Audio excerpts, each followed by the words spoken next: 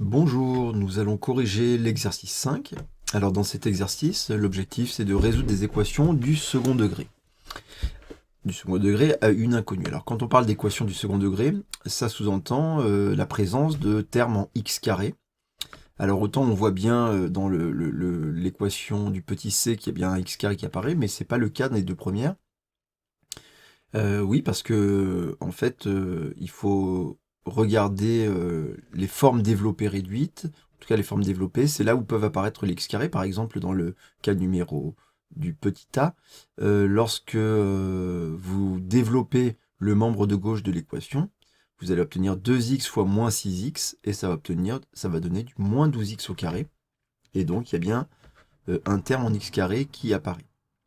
Ce qui va nous donner des équations du second degré. Pareil pour la deuxième équation, hein, x fois 9x, ça fait 9x carré, ou encore 2x fois x, 2x carré. Donc là, on a des équations du second degré à résoudre. Alors, une équation du second degré, quand on l'écrit sous forme développée réduite, ça pourrait ressembler à ceci. Je prends un exemple, 3x carré moins 4x plus 7 est égal à 0, par exemple. Ça, c'est une équation du second degré. Ben, c'est une équation que vous ne savez pas résoudre dans le cas général en seconde. Et donc, si on vous donne une équation à la fin de la seconde sous cette forme, vous êtes bloqué, vous ne pouvez pas la résoudre. Mais ça sous-entend d'ailleurs que on voit que notre équation ici du second degré, si on développe le membre gauche, on peut être tenté de développer grâce à la double distributivité, on va obtenir une équation de la même forme que cette équation-là, et on sera bloqué. Donc il ne faut surtout pas développer et résoudre cette équation du second degré. Donc on va s'intéresser maintenant à cette petite équation du second degré qu'il ne faut pas donc développer. Il ne faut pas développer le membre de gauche. Alors, cette équation, elle a une forme particulière, puisque le membre de gauche est une forme de produit, et le membre de droite est égal à 0 dans cette équation. Autrement dit, on a un produit de deux nombres, de deux facteurs, qui est égal à 0. C'est ce qu'on appelle une équation produit nul. Or, quand on a un produit qui est égal à 0, on sait qu'il n'y a pas beaucoup de possibilités, soit c'est le premier facteur qui est égal à 0, soit c'est le deuxième facteur qui est égal à 0. On dit que a égale 0 si et seulement si, pardon, a fois b est égal à 0 si et seulement si a égale 0 ou b est égal à 0. Et donc on va se servir de cette équivalence-là, de cette petite propriété du produit nul pour résoudre cette équation. Puisque l'objectif c'est évidemment de simplifier cette équation, de la remplacer par une équation équivalente qui est plus simple, dont on peut lire les solutions facilement, trouver les solutions facilement. Donc appliquons notre produit nul, puisqu'on a un produit de deux facteurs qui est égal à 0, on sait que soit c'est le facteur 2x moins 1 qui est égal à 0, soit c'est le facteur moins x plus 8 est égal à 0. Et quand on regarde là, on se rend compte qu'on est passé d'une équation à deux petites équations. C'était une équation du second degré, et on a obtenu deux petites équations du premier degré à une inconnue, qu'on sait bien résoudre. Donc il nous suffit de résoudre ces deux petites équations. Ça nous donne 2x est égal à 1. On ajoute 1 à chaque membre. Pour la deuxième équation, ça nous donne moins 6x est égal à moins 8. On retranche 8 à chaque membre. Pour isoler x, il nous reste à diviser par 2. Donc ça fait x est égal à 1 demi. On divise par 2 chaque membre de l'équation. Ou x est égal à moins 8 sur moins 6. On va la simplifier, évidemment.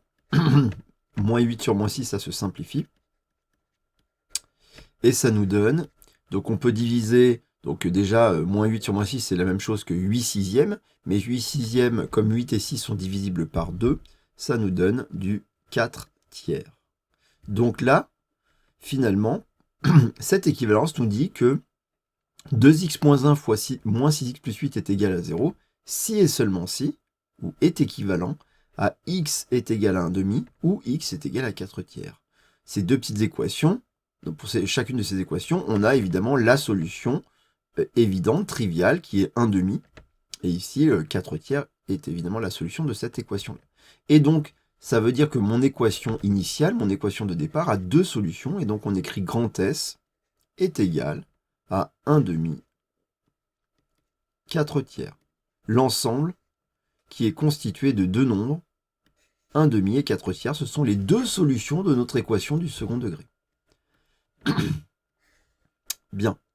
Passons à la deuxième équation. Donc là, cette fois, on a un produit dans le membre de gauche et un produit dans le membre de droite de notre équation.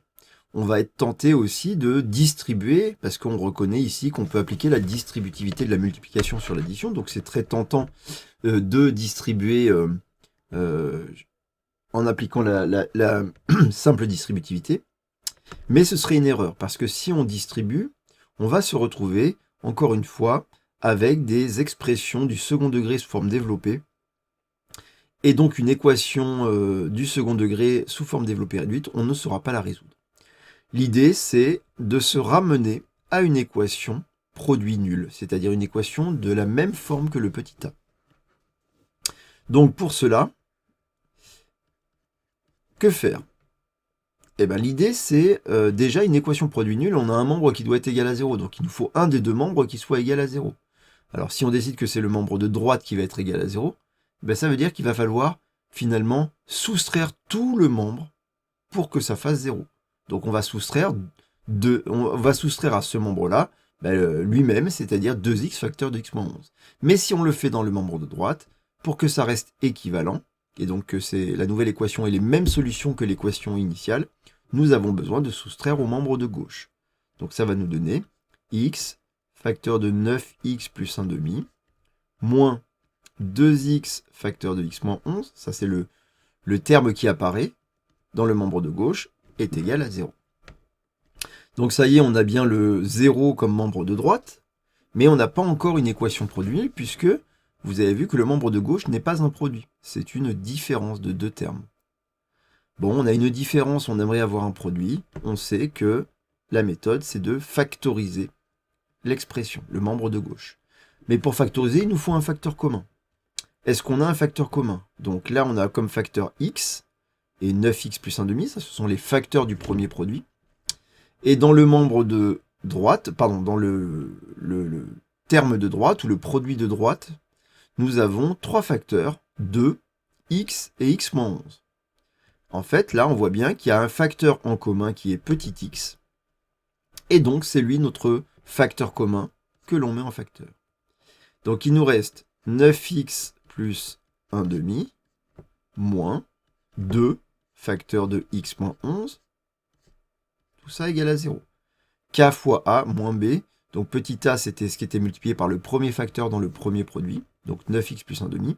Le B c'est ce qui était multiplié par le facteur commun dans le deuxième produit, et donc il y avait un fois 2 et un x moins 11, donc il y a deux facteurs de x moins 11.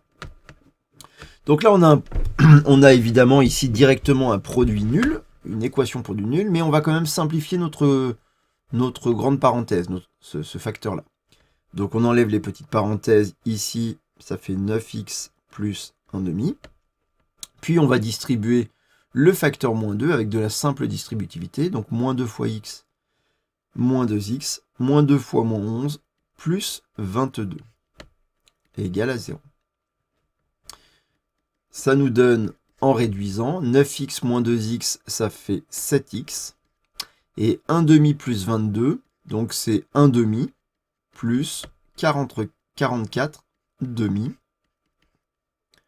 Ce qui nous donne x est égal à 7 demi plus 45 demi est égal à 0. Et ça y est, c'est à cette étape-là où on s'est ramené à une équation produit nul de la même forme que le petit a. Et donc on peut appliquer évidemment notre règle du produit nul. Un produit est nul si et seulement si l'un des deux facteurs est nul. Soit c'est le premier, soit c'est le deuxième. Donc c'est équivalent à x égale à 0, premier facteur, ou 7x plus 45 demi est égal à 0. Ce qui nous donne x est égal à 0, ou, et on va résoudre cette petite équation, 7x est égal à moins 45 demi, Donc on continue de faire suivre notre x égale 0, mais ça y est, il n'y a rien à faire, on a trouvé notre première solution, où x est égal à moins 45 demi sur 7. On divise par 7 chacun des membres. Donc là, ici, bah, évidemment, diviser par 7, ce nombre-là, je dois le diviser par 7, mais vous savez que diviser par 7, c'est exactement pareil que de multiplier par l'inverse de 7. Donc ce moins 45 demi, au lieu de le diviser par 7, je vais le multiplier par l'inverse de 7. Et l'inverse de 7, c'est 1 septième. Ça tombe bien parce qu'on sait mieux faire les multiplications entre fractions. Et donc ça fait x est égal à moins 45 sur 14.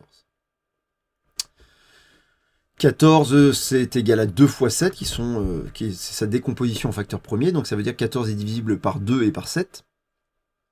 Et par 14 évidemment, et 45 n'est divisible ni par 2 ni par 7, donc 45 sur 14 est évidemment irréductible. On a donc trouvé nos deux solutions, 0 et moins 45 sur 14. Deux solutions à notre équation initiale, d'accord? Et vous voyez qu'il y a eu pas mal d'étapes de calcul, donc ça demande un petit peu de travail, de transformation en équation produit nul, puis en appliquant le produit nul, en résolvant nos petites équations. Pour le petit c, on va faire deux méthodes. On va faire d'abord la méthode qui est la plus rapide et qui est la méthode qu'un élève de fin de seconde doit savoir faire quand il tombe sur une équation x carré égale 7. Directement, vous avez le droit de dire que le carré d'un nombre est égal à 7, si et seulement si ce nombre est égal à la racine carrée de 7, ou ce nombre, x, est égal à l'opposé de racine de 7. Comment peut-on le vérifier facilement? C'est lié, vous avez étudié cette année en seconde la fonction carrée. Donc cette fonction carrée, vous vous rappelez, elle est représentée par une courbe qui est une parabole.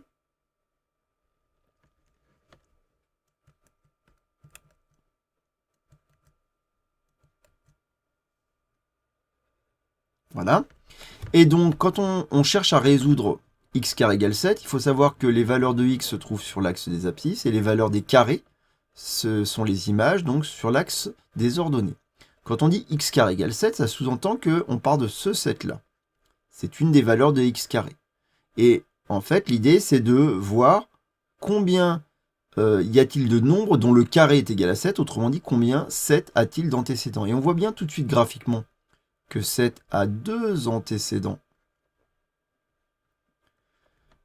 L'antécédent positif, c'est le nombre dont le carré est 7, et on sait que ça se note racine carrée de 7.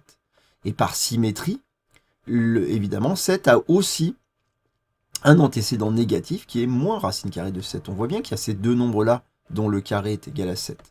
Puisque ça c'est la courbe qui représente la fonction carrée. Bon. Mais il y a une autre manière de résoudre cette équation si jamais on ne se rappelle plus de ces deux solutions. Ah oui, avant ça, je voulais vous dire autre chose. Souvent, quand on vous demande de résoudre x carré égale 7, quand on demande à un élève de résoudre x carré égale 7, il pense bien à x égale racine de 7. Mais il a beaucoup plus de mal à penser à x égale moins racine carrée de 7. Pourquoi? D'où ça vient?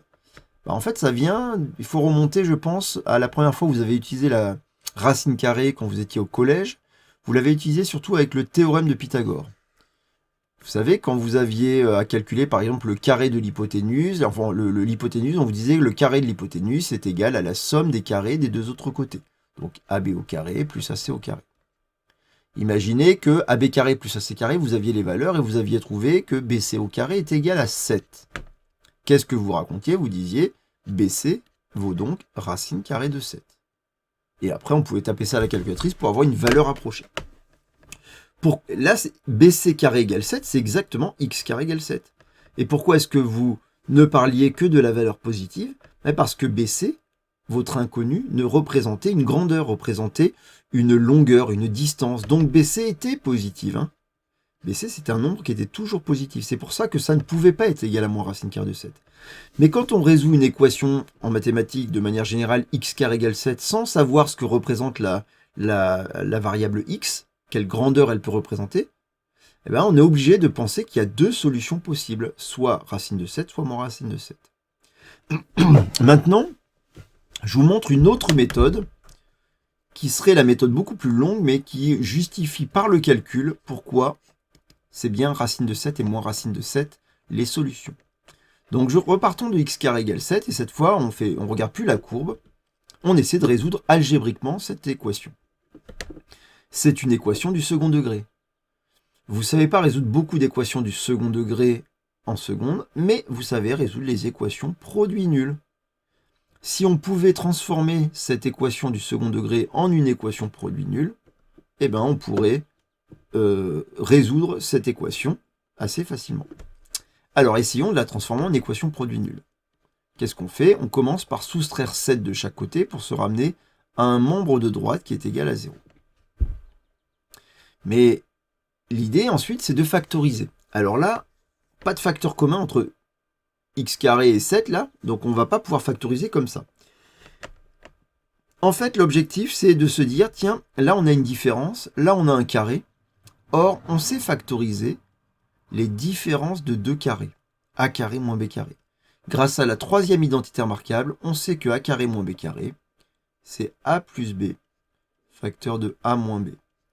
Autrement dit, si on avait une différence de deux carrés, on pourrait factoriser facilement. Alors ça, le x carré c'est un carré, c'est le carré de x. 7, c'est pas un carré. En tout cas, pas apparent. Donc ce serait bien de savoir 7, c'est le carré de quel nombre? Et bien en fait, 7, vous pouvez le remplacer par le carré de racine de 7.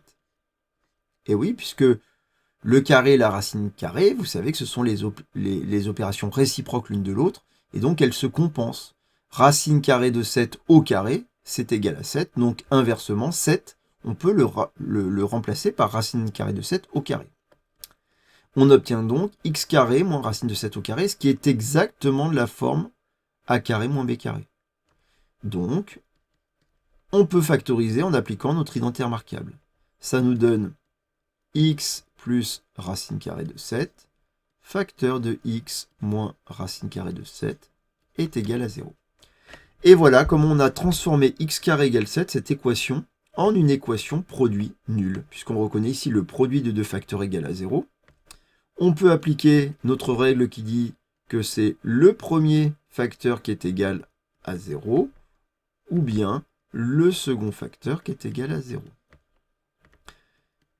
En isolant x, ça nous donne, on soustrait racine carrée de 7 ici, de chaque côté, ça nous donne x est égal à moins racine carrée de 7. Ici, on ajoute racine carrée de 7 de chaque côté, et on trouve x est égal à racine carrée de 7. L'ensemble solution, moins racine de 7, racine carrée de 7. Exactement les mêmes solutions que cette équation. D'ailleurs, je vais le réécrire, je n'avais pas écrit ici l'ensemble solution, qui est assez important, je l'écris là. Moins racine de 7, racine de 7. N'oubliez pas que c'est ça, votre phrase réponse. Hein, ce n'est pas x égale racine de 7 ou x égale moins racine de 7, c'est l'ensemble solution.